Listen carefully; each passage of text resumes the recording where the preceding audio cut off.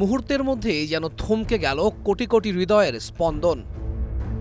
বিশ্বকাপের ঠিক ১৭ দিন আগে ইন্টার মায়ামির জার্সিতে মাঠে নেমে হঠাৎ করেই উরুর তীব্র যন্ত্রণায় কুঁকড়ে গেলেন লিওনেল মেসি।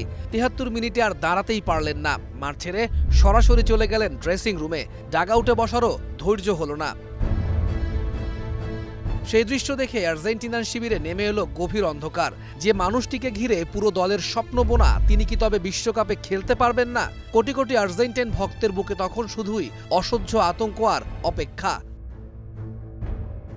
১ মিনিটের মধ্যেই বিশ্বের সব বড় বড় গণমাধ্যমের শিরোনাম হয়ে গেল একটাই নাম, লিওনেল মেসি। চোট কতটা গুরুতর সবাই ধরেই নিয়েছিল, এবার হয়তো সত্যি বিদায়ের সময় এসেছে।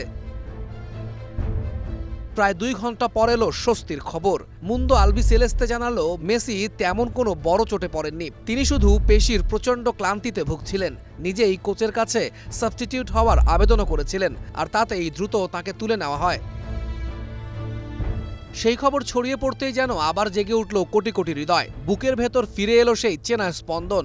আনন্দের ঢেউয়ে ভেসে গেল পুরো আর্জেন্টিনা। এখনও অবশ্য বিশ্বকাপের চূড়ান্ত স্কোয়াড ঘোষণা করেননি লিওনেল স্ক্যালোনি, তবে তার সহকারী রবার্তো আয়ালা স্পষ্ট করে দিয়েছেন মেসি সবার আগে থাকবেন সোনালি স্কোয়াডে। কিন্তু স্ক্যালোনির মাথায় এখনও ভর করে আছে চিন্তার কালো মেঘ। বিশেষ করে রক্ষণ ভাগ নিয়ে তার দুশ্চিন্তার শেষ নেই। দলের অন্যতম সেরা ডিফেন্ডার ক্রিস্টিয়ান রোমেরো এখনও পুরোপুরি চোট কাটিয়ে উঠতে পারেননি। গঞ্জালো মন্টিয়েলো ফিটনেস সমস্যায় ভুগছেন। ভাঙা আঙুল নিয়ে অ্যাস্টন ভিলাকে ইউরোপা লিগ জিতিয়েছেন এমিলিয়ানো মার্টিনেজ, সেই আঙ্গুল সারতেও সময় লাগবে। এসবের মাঝে হঠাৎ করেই মেসির মাঠ ছাড়ার খবরে স্ক্যালোনিও হয়তো আতঙ্কে কেঁপে উঠেছিলেন, কিন্তু এখন আবার আশার আলো জ্বলছে। বিশ্বকাপের মঞ্চে আরেকবার জাদু দেখানোর জন্য প্রস্তুত হচ্ছেন লিওনেল মেসি। কোটি হৃদয় বুক ভরার স্বপ্ন নিয়ে গুনছে অপেক্ষার প্রহর।